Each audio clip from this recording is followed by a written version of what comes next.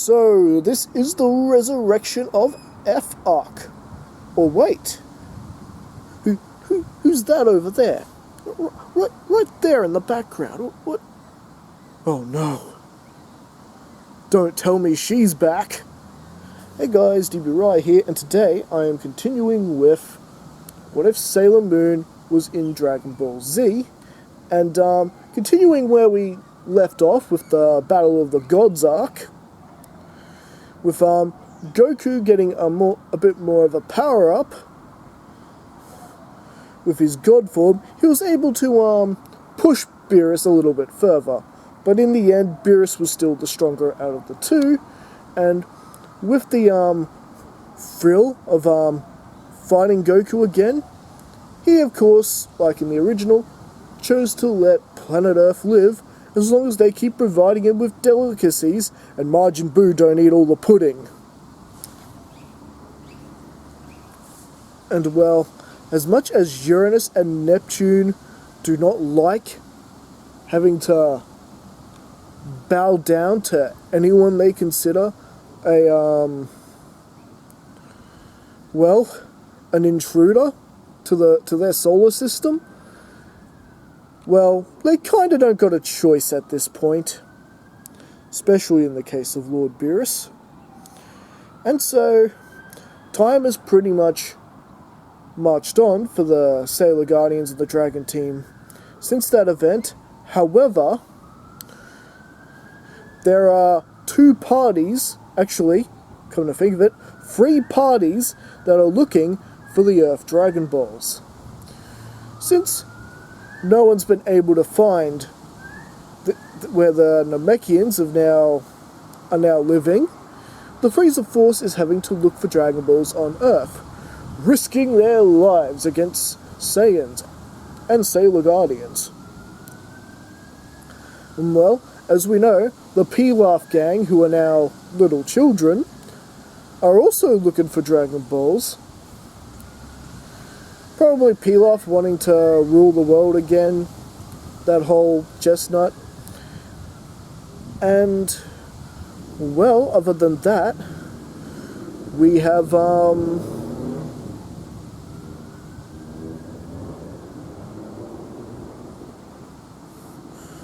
this third party. Now, this is a group from Sailor Moon who has not been seen since the original anime. They weren't in the reboot, so I thought, yeah, we could have a little bit of fun with this. Let's really make the resurrection of F-Arc a complete party. And well, these 4 monster sisters, you may remember that, I don't remember their names, but you may remember them from the Queen Beryl arc. They killed the 4 Sailor Guardians in the original anime.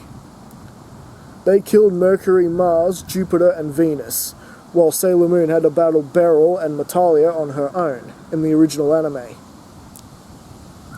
So, they are the new party who have been out looking for Dragon Balls. But what are they going to wish for? No, they wouldn't. They couldn't.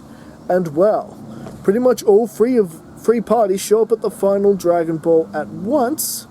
However, the 2 more evil parties were able to see eye to eye. Well, I can sort of understand why you would need to bring back your Emperor Frieza. We miss Queen Beryl. She was like a mother to us. So, they find common ground. So, sorry, Pilaf, this means you do not get your 1 million Zenny from the dragon. So, well, with the first wish, I wish for Frieza! Bring him back to us! And of course, he is restored into a bunch of pieces, and well, thanks to their advanced technology, they're able to regenerate him and make him whole again. No problem. And well, As for the four monsters, since living in the Dragon Ball dimension and their now mixed dimension, they know all about the Dragon Balls, and they get their wish. We wish for Queen Beryl, the rightful ruler of this planet! And, well, with that, Queen Beryl is brought back to life and brought before her men, and, well, they now go to the Antarctica, to the base where their old Dark Kingdom used to be. And so, pretty much with that, Queen Beryl is now plotting and scheming. Now, she has no intention of resurrecting Queen Metalia. Why would Queen Beryl want to play second banana to anyone? After all, she never intended to hand the silver crystal over to Metalia anyway. So, she's not going to want to be bringing that monstrosity back as a threat to her.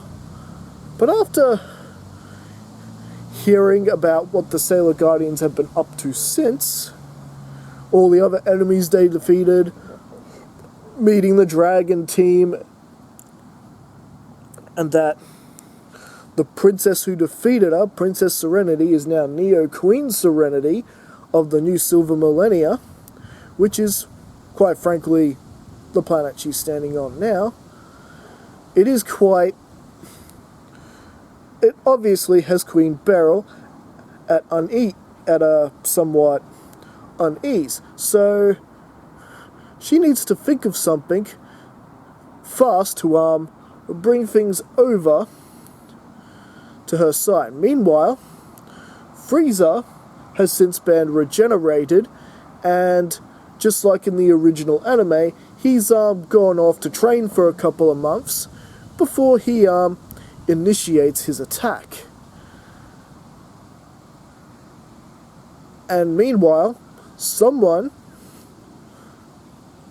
pretty obvious who, the four sisters had managed to infiltrate the Crystal Palace thanks to Beryl's magic disguising them as humans, and basically they were able to sort of sneak around, and now at this point they're not stealing the silver crystal. No, they need more henchmen, so they steal something very precious, and particularly very precious to Mamoru, aka the now King Endymion, and steals the 4 gems that he always keeps close to him. The 4 gems that have the spirits of Nephrite, Zoisite, Jadeite, and Kunzite. Oh yes, Queen Beryl intends to basically restore her former army and once again resurrect Nephrite, Zoisite, Kunzite, and Jadeite, and using her magic to bring them over to the dark, to her side. And just like in the original arc, she is once again successful in getting rid of their real memories. And yeah, so the 4 kings of the Dark Kingdom are now back. Queen Beryl is back. The 4, I think they're called the Death Sisters. If not, that's what we're calling them for now. So, Queen Beryl is quite a bit of a formidable force, but she's not sure when she should actually strike. And well, she senses another evil, another malice and sort of hatred kind of evil that resembles sort of her own. This is of course coming from Frieza, who's now on his way to Earth to begin his invasion. So, Queen Beryl decides to greet this evil, after being told by the Death Sisters that they weren't alone in resurrecting her, because the Frieza Force resurrected Lord Frieza, and she knows all about Frieza thanks to the Death Sisters' stories on what the Sailor Guardians had been through. So, pretty much, with that, Queen Beryl teleports herself aboard Frieza's ship and begins to make a sort of deal with him, because, well, according to Frieza's track record, he's not going to succeed by himself, especially considering, as we know, the Sailor Guardians like to work as a team and whatnot. And as we know, yeah.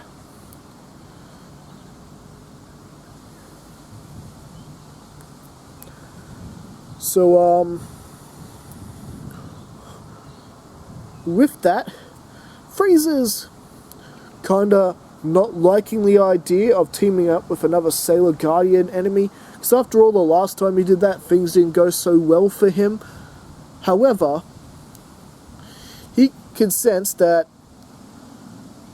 this one is actually going to help him when the time is right. So, with that, the trap is pretty much set for our heroes. Now, meanwhile, Rey, Sailor Mars, has been getting troubling visions. Visions that, at first, she thought were of the past, sensing the familiar evil that is Queen Beryl, as well as sensing a familiar evil that is Lord Frieza. And she's not quite making out who they are, but she knows the two evils are familiar to her. So she does have the rest of the Sailor Guardians warned, and Neo Queen Serenity. And well, this is when King Endymion barges in, noticing that his precious gemstones are missing. Endymion, who one day hoped to resurrect his 4 loyal knights, well, they're now gone. They're now gone, and, well, suddenly, the skies go black. Now, where are Goku and Vegeta at this point? Well, just like in the original story, they're with Whis training, and have since learning all about God Ki. However, they're not the only ones training with Whis. Sailor Saturn is actually training with them as well. Sailor Saturn really caught Whis' eye. The kind of energy and power she portrays is quite similar in a way to that of a destroyer god. So, and as we know, that's Sailor Saturn was pretty much a destroyer deity for most of her life, both her original life and her reincarnated life back on Earth. Even though she's now sympathetic to Sailor Moon, she refuses to use those powers, as opposed to a previous life when she was more in Queen Beryl's favour at the time. And so, with dark skies looming over the Earth,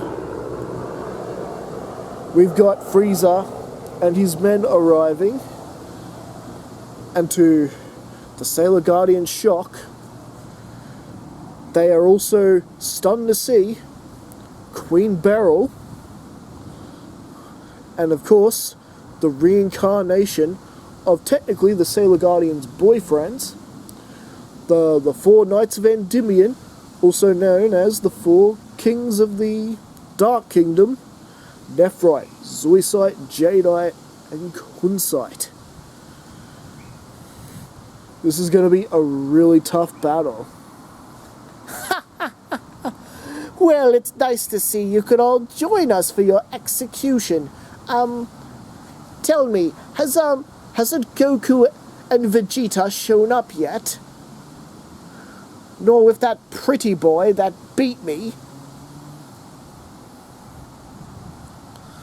Yeah, well, they're on their way, if you could just wait. Oh yes, it's you, the bold one. I never got the chance to kill you on Namek. Ah, how I wish I had.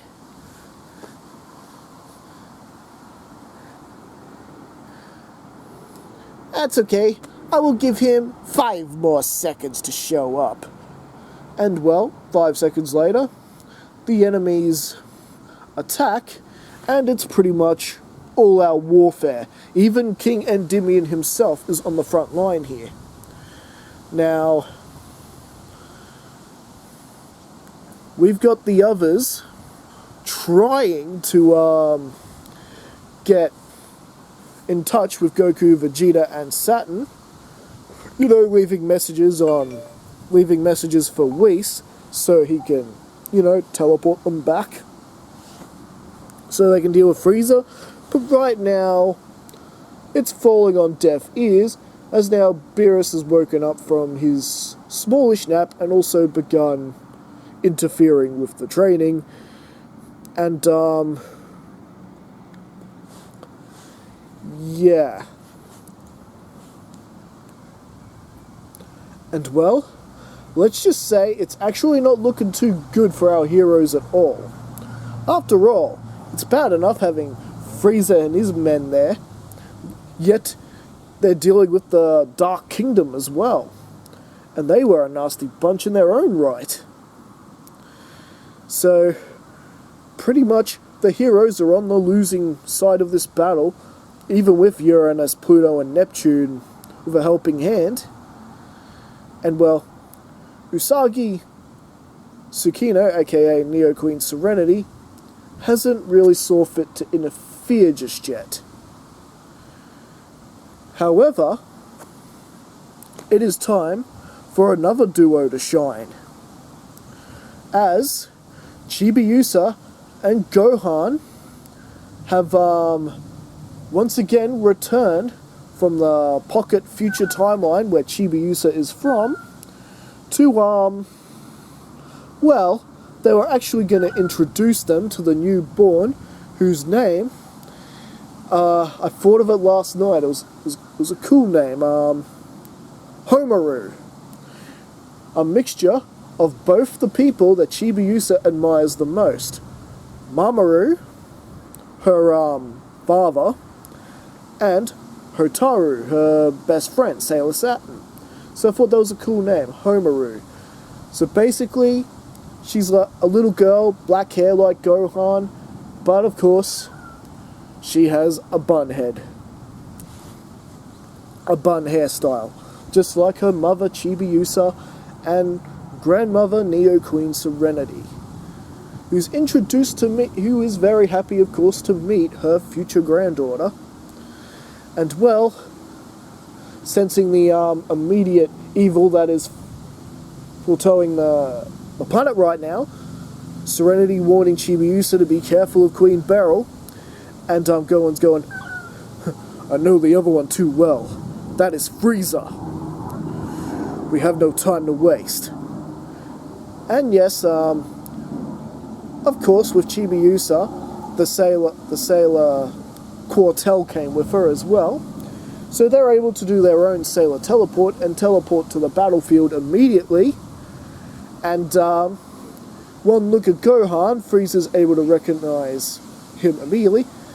Oh yes, you're Goku's brat. I remember you from Namek. It's always a privilege to see children grow into their own. Especially in my case, because it rarely happens, because I usually, you know, kill them.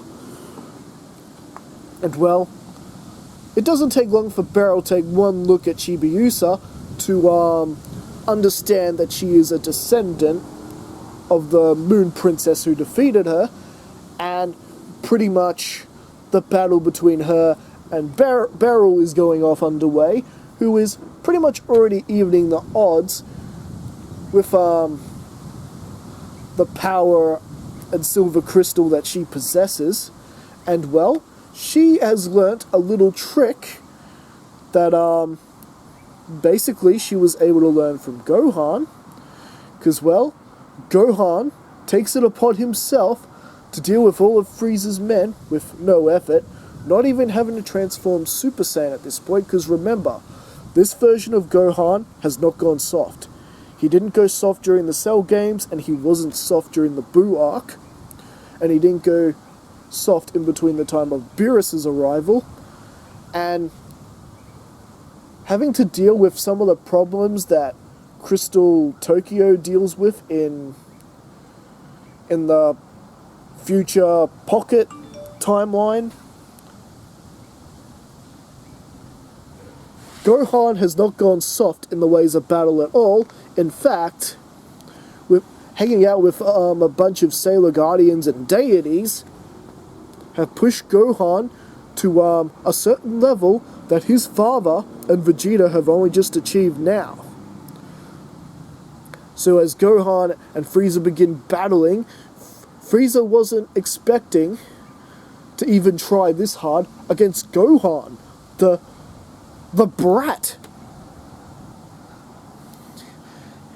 I would have expected this effort from your father, but not from you. What's going on? Luckily for you, I'm still holding back.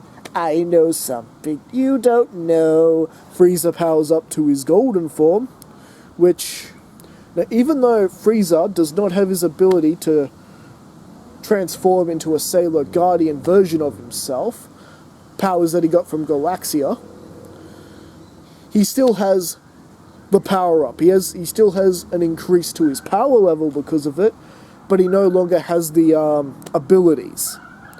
So Golden Frieza is a bit stronger than what he was originally in the original story. I figured you were holding something back, Frieza, but that's okay, because I too know something you don't know.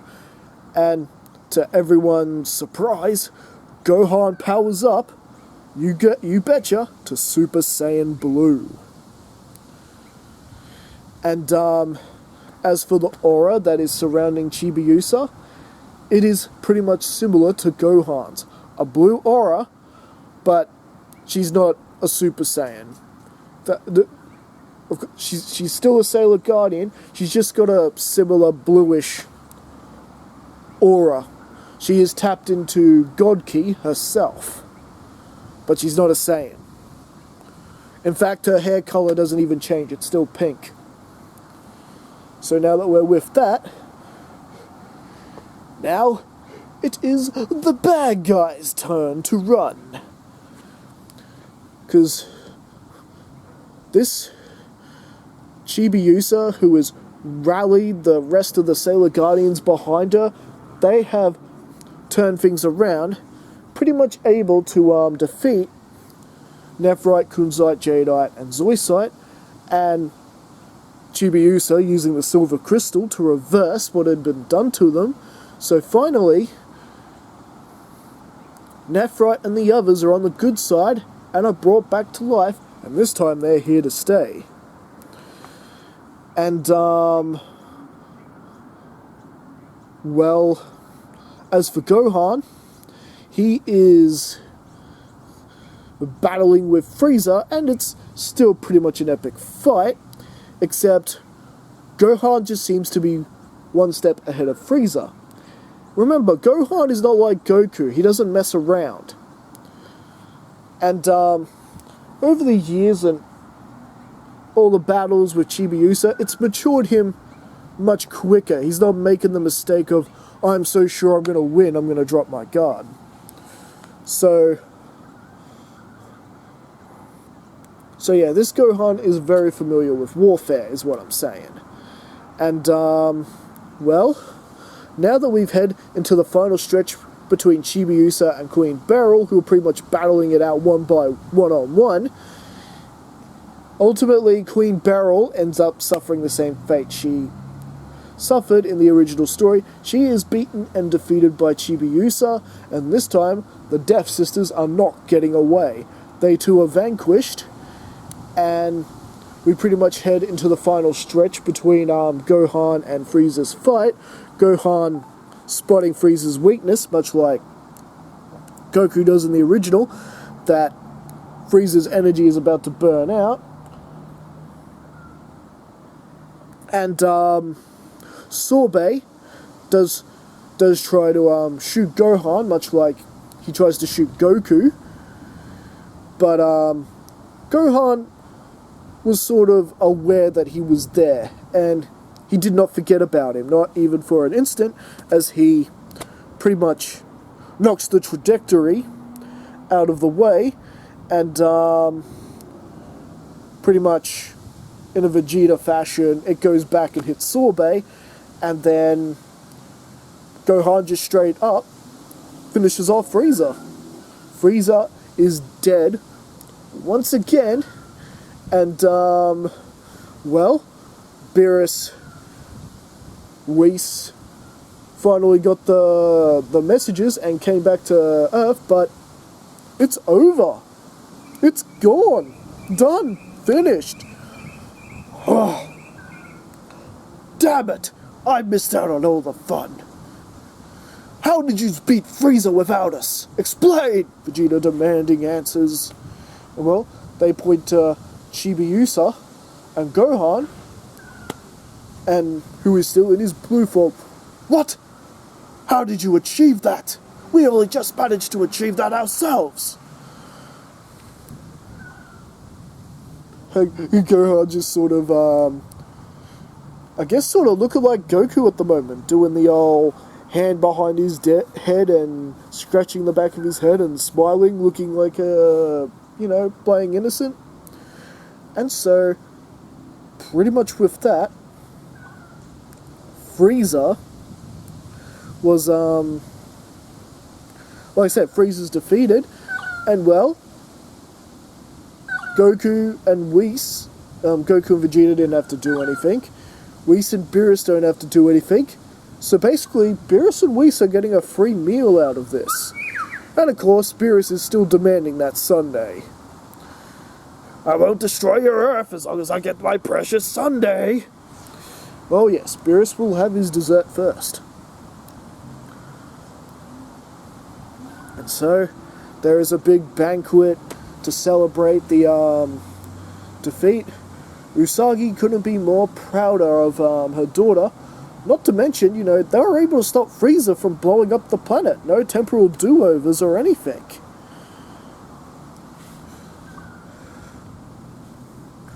Very proud. Everyone's introduced to the new member of the family, Homaru. And well, Princess Homaru, who will one day be the ruler after Chibiusa's time. Which I don't know how that's supposed to work when you consider everyone's eternally young. I suppose the only way Chibiusa would become queen then is if someone can figure out a way to permanently kill Mamoru and Usagi. Anyways, we're not getting into that. So with that victory, everyone being introduced, this is where we're going to leave things for right now, with Lord Champa being ready to make his appearance, and the Tournament of the Destroyers is about to begin. So, with that, I will see you guys next time. Don't forget to leave your thoughts in the comments below, like and subscribe to the channel, and I'll see you guys again next time.